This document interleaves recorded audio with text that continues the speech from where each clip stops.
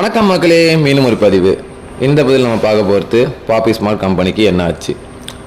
இந்த இதுவும் நீங்கள் புரிஞ்சுக்கணுன்னா கொஞ்சம் நம்ம காலத்தை பின்னோக்கி தான் போய் ஆகணும். தப்பாக எடுத்துக்காதீங்க. பாப்பி ஸ்மார்ட் மக்களாக இருக்கட்டும், இல்லை இதர எம்எல்எம் கம்பெனிஸை நோக்கி ட்ராவல் பண்ணிக்கிட்டு இருக்க மக்களாக இருக்கட்டும், உங்கள் எல்லாருக்கும் வந்துட்டு ஒரு ரெக்வஸ்ட், எதையும் வந்துட்டு கண்மூடித்தனமாக வந்துட்டு இந்த வீடியோவில் சொல்கிற எல்லாத்தையும் நம்பாதீங்க. கொஞ்சம் நீங்களே யோசிச்சு பாருங்கள். நான் சொல்கிறது உண்மையாக இருந்தால் மட்டும் சப்போர்ட் பண்ணுங்கள், மிச்சப்படி எதுவும் சப்போர்ட் தேவையில்லை. நான் அதையும் சொல்லிக்கிறேன், சரிங்களா? ஏன்னா இங்கே சொல்ல போகிற இன்ஃபர்மேஷன்ஸ்லாம் வந்துட்டு கொஞ்சம் லாஜிக்கலாக தான் சொல்லுவேன்.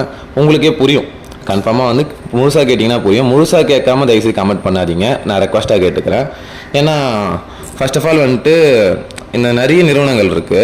நிறைய நிறுவனங்கள் நம்ம வந்து முன்காலத்தில் வந்து பார்த்துட்டு வந்திருக்கோம். எஸ்பிஓவாக இருக்கட்டும், ராயலாக இருக்கட்டும், ஃபோர்ட்கார்ட்டாக இருக்கட்டும், இப்போ பாப்பி ஸ்மார்ட் வந்திருக்கு, என் மைவி3 கூட இருக்குது. ஸோ எல்லாத்தையும் நம்ம சேர்த்து கம்பேர் பண்ணி பார்ப்போம், தப்பு இல்லை. ஏன்னா இங்கே இது எல்லாமே மக்களோட பயன்பாட்டுக்காக கொண்டு வரப்பட்ட ஒரு நிறுவனங்கள் தான், சரியா? மக்கள் வந்து சம்பாதிக்கணுன்றதுக்காக உள்ள வர ஒருத்தரும் வந்துட்டு ஒரு விதமான பிளான்ஸ் அண்ட் இன்கம் பிளான்ஸு, அப்புறம் ப்ராடக்ட்ஸ் எல்லாமே ஒருத்தரும் தனித்தனியாக வச்சு கொண்டு வந்தாங்க. இதில் வந்து பார்த்திங்கன்னா ரொயாலோ, பாப்பி ஸ்மார்ட் அண்ட் மைவி3 இது தாண்டி இன்னும் 2-3 கம்பெனிஸ் இருக்குது. அவங்களாம் வந்துட்டு இப்போயும் இருக்கிறாங்க. பட் இருந்தாலும் வந்துட்டு இன்னும் கொஞ்ச நாள் இருக்க மாட்டாங்க, காணாம போயிடுவாங்க. ஸோ அதெல்லாம் வந்து இருக்குது, நான் எல்லாமே சொல்கிறேன், ஓகே? அண்டு இதில் என்ன விஷயம்னா, இவங்க எல்லாமே ஒரு ஆர்கானிக் ப்ராடக்ட்ஸு அப்படின்றத கொண்டு வந்திருந்தாங்க. அந்த ப்ராடக்ட்ஸ் லான்ச்சும் பண்ணியிருந்தாங்க. அதுக்கப்புறம் வந்துட்டு கம்பெனி க்ளோஸ்டு அப்படின்ற அந்த இன்ஃபர்மேஷன்ஸ் எல்லாமே காமனாக இப்போ பாப்பி ஸ்மார்ட் நடக்கிறதா இருக்கட்டும், மைவி3 தான் இருக்கட்டும், ராயலாக இருக்கட்டும், எல்லாத்துக்குமே வந்துட்டு கம்பெனி க்ளோஸ்டு அப்படின்றதுலாம் வரலாம். இதில் டிஃப்ரென்சியேஷன் எங்கே வருதுன்னா, 1 இயராக இருந்தும் இது வரைக்கும் ரீஃபண்டை பற்றி எதுவுமே பேசாத கம்பெனினா அது மைவி3. ரீஃபண்டை பற்றி அவங்க பேசவே இல்லை, ஏன்னா அவங்க விற்றது ப்ராடக்ட்ஸ்ன்றது அவங்களுக்கு நல்லாவே தெரியும், ஓகேவா? இப்போ இந்த பாப்பி ஸ்மார்ட் கதைக்கு வருவோம். இங்கே என்ன விஷயம்னா, இவங்க வந்துட்டு இப்போ ரீஃபண்டு அப்ளை பண்ணுறதுக்கு ஒரு இஷ்யூஸ், ஒரு சர்டன் ரீசன்ஸ் வந்து சொல்லிக்கிட்டு இருக்காங்க. அதாவது நீங்கள் ஒரு பேமெண்ட் கூட எடுக்காதவங்க நீங்கள் ரீஃபண்ட் அப்ளை பண்ணலாம், இல்லை ஒரு பேமெண்ட் மட்டும் எடுத்தவங்க கொஞ்சம் வெயிட் பண்ணுங்கள், அடுத்த வாரத்தில் நீங்கள் அப்ளை பண்ணலாம், இந்த சண்டேக்குள்ளே நீங்கள் அப்ளை பண்ணியே ஆகணும், அப்படி இல்லைனா வந்துட்டு அதுக்கப்புறம் உங்களுக்கு ப்ராசஸ் ஆகாது அப்படின்ற மாதிரி நிறைய ரூல்ஸ் அண்ட் ரெகுலேஷன்ஸ் ரீஃபண்டுக்கே சொல்லிட்டு இருக்காங்க. பட் ஃபர்ஸ்ட் ஆஃப் ஆல் வந்துட்டு நீங்கள் ப்ராடக்ட்ஸ் தான் கொடுத்துருக்கீங்கன்னா எதுக்கு நீங்கள் ரீஃபண்ட் பற்றி பேசுகிறீங்க? இது மோஸ்ட்டாக வந்துட்டு கேட்கப்படுற கொஷின் தான். நீங்கள் ப்ராடக்ட்ஸ் தான் விற்றுருக்கீங்கன்னா எதுக்காக ரீஃபண்டை பற்றி பேசுகிறீங்க? எதுக்காக மக்களை முட்டாளாக்க முயற்சி பண்ணுறீங்க? ஏன்னா இந்த ரொயாலோ இதை பண்ணாங்க, ரீஃபண்ட் அப்படின்னு சொல்லிட்டு ஒரு வேலையை ரொயாலோ பண்ணிச்சு, ஃபோர்ட்கார்ட் பண்ணிச்சு, ஓகே? இது எல்லாமே வந்துட்டு இந்த மார்க்கெட்டிங் அப்படி நெட்வொர்க் மார்க்கெட்டிங் சொல்லிட்டு உள்ளே வரத்துக்காக பண்ணி, அதுக்கப்புறம் வந்துட்டு மூடுற கண்டிஷன் வரும்போது மட்டும்தான் இந்த கணக்கை வந்து முடிக்கணும். கம்ப்ளைண்ட்ஸ் அதிகமாகக்கூடாது, கம்ப்ளைண்ட்டே யாரும் கொடுக்கக்கூடாதுன்றதுக்காக ஹோல்ட் பண்ணுறதுக்கான ஒரு ஸ்ட்ராட்டஜி தான் அது. புரிஞ்சுதா? ஏன்னா உங்களுக்கு புரிஞ்சிருக்கும், இந்த ரீஃபண்ட் அப்படின்றத யாரெல்லாம் சொன்னாங்களோ அந்த எந்த கம்பெனியுமே இங்கே இல்லை, எல்லா கம்பெனியுமே ஓடிட்டாங்க. அவங்ககிட்ட ரீஃபண்ட் யாருமே இதுக்கும் வாங்கவும் இல்லை. அப்படி யாருன்னா வாங்கியிருந்தீங்கன்னா ப்ரூஃபை போடுங்க. நான் வந்து உங்களோட ப்ரூஃப் வந்து ரெக்வஸ்ட் பண்ணேன். டெலிகிராமில் குரூப் லிங்க் வந்துட்டு டிஸ்கிரிப்ஷனில் இருக்குது. அதில் வந்துட்டு நீங்கள் ப்ரூஃப் போடுறதுனா போடலாம், என்னோடய பர்சனலாகவும் மெசேஜ் பண்ணனா பண்ணலாம், ஓகேவா? ஏன்னா இந்த ரீஃபண்ட் அப்படின்னு வந்து ப்ராசஸ் சொல்லுவாங்க, அது கொஞ்சம் பேருக்கு கிடைக்கும், கொஞ்சம் பேருக்கு கிடைக்காது. அதில் நிறைய க்ரைட்டீரியா இருக்குதுன்னு சொல்லுவாங்க. ஏன் அவங்ககிட்ட எல்லாரோட அக்கௌண்ட்ஸும் இருக்குதுன்னு சொல்கிறீங்க? அவங்கவுங்க இவங்கள எடுத்தாங்கன்றது உங்களுக்கு தெரியுன்றீங்க. நீங்கள் ஒருவேளை ரீஃபண்ட் வந்து நீங்கள் ஆல்ரெடி ஒரு பேமெண்ட் எடுத்தவங்க அப்ளை பண்ணிங்கன்னா எங்களால் பேங்க் ஸ்டேட்மெண்ட் எடுத்து பார்க்க முடியும் அப்படின்னு சொல்கிறீங்க. பேங்க் ஸ்டேட்மெண்ட் எடுத்து பார்க்க முடியுன்ற சொல்கிற நீங்கள் உங்களால் ஏன் அவங்களோட டேட்டாவை எடுத்து பார்க்க முடியாது? ஃபுல்லாக கரெக்டாக ஆகிடுச்சுன்னு சொல்கிறது ஓகே, ஏற்றுக்கிறேன். ஆனால் ப்ரீவியஸ் பேக்கப்னு ஒன்று இருக்கும். எவ்ரி மந்த்துக்கு ஒரு பேக்கப்னாச்சும் வச்சுருப்பீங்கல்ல. இந்த கம்பெனி வாட்ஸ்அப்புக்கே அவ்வளோ இருக்குது. அவங்கள்ட்ட சொல்கிறேன், வாட்ஸ்அப்லேயே வந்துட்டு weekly backup, daily backup, monthly பேக்கப்னு சொல்லிட்டு வாட்ஸ்அப்லேயே அவ்வளோ ஆப்ஷன் இருக்குது. ஸோ ஒரு தனிநபரால் பேக்கப் எடுக்கக்கூடிய அளவில் அங்கே வச்சுருக்கும் போது நீங்கள் ஏன் அந்த ஆப்ஷன்ஸை கொடுக்கல? சரி, அது நிறைய கம்பெனிஸ் கொடுக்கறது இல்லை, சரி நீங்களும் அதை கொடுக்கல. ஏன் கம்பெனியாக நீங்கள் ஏன் அதை எடுத்து பண்ணல?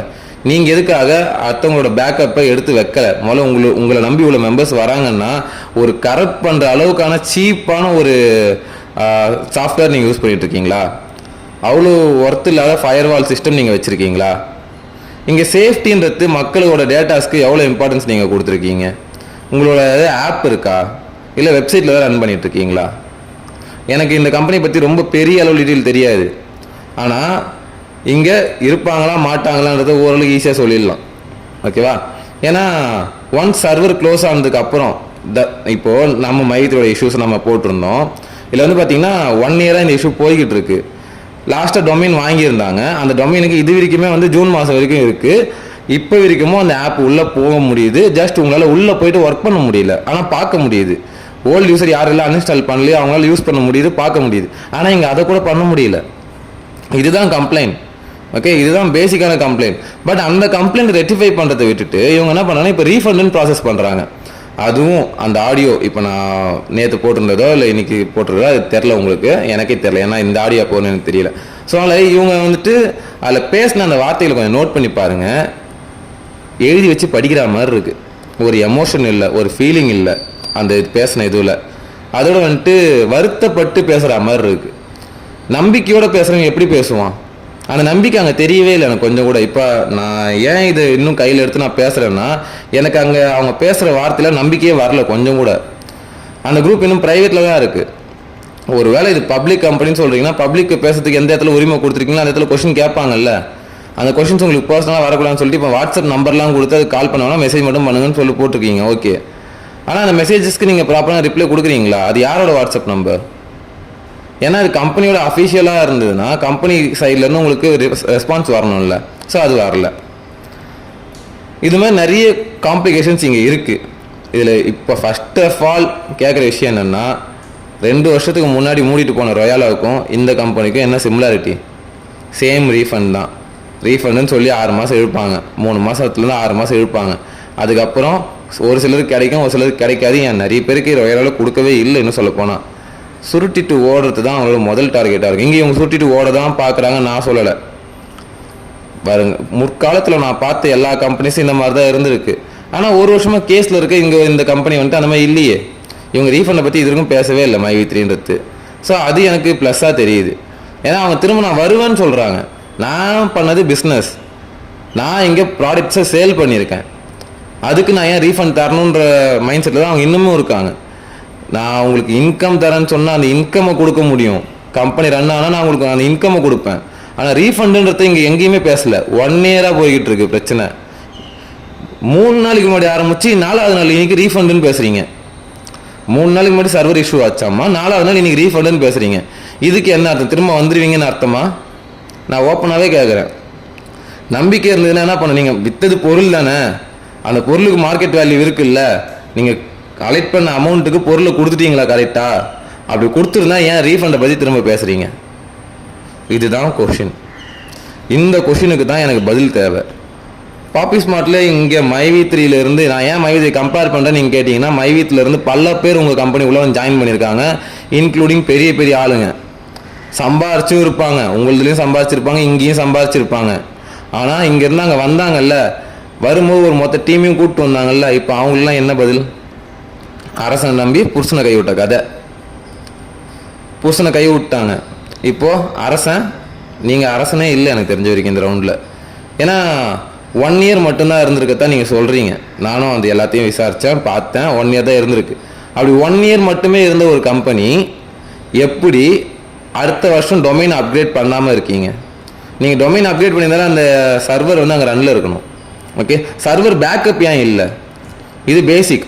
சர்வர் பேக்கப் எல்லா கம்பெனிஸ்க்கும். இந்த கம்பெனி எடுத்துக்கோங்கப்பா, கம்பெனிக்கிட்டேயும் இருக்குது, EOW கிட்ட இருக்குது, கோர்ட்டில் இருக்குது, ஏன் எங்கள் கம்பெனியோட எதிரிக்கிட்ட கூட இருக்குது. எல்லா டீட்டெயில்ஸும் எல்லா டேட்டாவும். ஏன் இவ்வளோ நாள் இந்த கம்பெனி ஹேக் பண்ண முடியல? அவ்வளோ மோசமாக வச்சுருக்காங்களா? இல்லை உங்களது அவ்வளோ பெரிய கம்பெனின்றதுனால உங்களுக்கு மொத்த டேட்டாவும் ஹேக் பண்ணதால் உங்கள் அக்கௌண்ட்டு மொத்த காசும் போயிடுச்சா? இல்லை, உங்களோட அக்கௌண்ட்டோட எந்த டீட்டெயிலும் ஹேக் பண்ணல. இது வேணும்னே யாரோ பண்ணியிருக்காங்கன்னா, உள்ளேருந்து யாரோ பண்ணியிருக்காங்கன்னு அர்த்தம். இந்த ரவுண்டு உங்களால் கண்டுபிடிக்க முடியலன்னா உள்ளே இருக்க சர்வேலன்ஸை செக் பண்ணுங்கள். ஏன்னா மேபி அங்கே தான் அந்த கருப்பாடு ஒழிஞ்சிட்டு இருக்குன்னு இப்போ எனக்கு தோணுது. இது மக்களில் வேறு எத்தனை பேருக்கு தோணுதுன்னு சொல்லிட்டு கமெண்ட்டில் பண்ணுங்கள். நான் இங்கே பேசுறது எதுனா தப்பாக இருந்துச்சுன்னா ஓப்பனாக நீங்கள் உங்களோட ஸ்டேட்மெண்ட்டை வைக்கலாம். ரொம்ப பேட் வேர்ட்ஸ் யூஸ் பண்ணாதீங்க. டீசெண்டான முறையில் உங்கள் ஸ்டேட்மெண்ட்டை பதிவு பண்ணால் இருப்பீங்க. இல்லைனா வந்துட்டு ரிமூவ் பண்ணி விட்ருவேன். ஓகேவா? மொத்தமாக தூக்கி விட்ருவேன். ஐ மீன் பிளாக். ஸோ புரியும்னு நினைக்கிறேன். ஏன்னா உங்களோட ஸ்டேட்மெண்ட்ஸுக்கு நான் எனக்கு தெரிஞ்ச பதிலை கொடுக்கறதுக்கு அடுத்த வீடியோவுக்கு நான் போடுறேன். சரிங்களா? ரொம்ப நன்றி. மீண்டும் சந்திப்போம். தேவையில்லாமல் எல்லாத்துலேயும் இன்வால்வ் ஆகாதீங்க. அது உங்களுக்கு நல்லதில்லை. எல்லாருக்கும் எல்லா கம்பெனியும் வந்துட்டு எல்லா இடத்துலையும் இங்கே மக்களுக்காக மட்டுமே உழைக்குதுன்னு சொல்லிட்டு தான் அந்த முகமூடியை போட்டுக்கிட்டு தான் இங்கே பணத்தை கொள்ளடிக்கிறாங்கன்றத தெரிஞ்சுக்கங்க.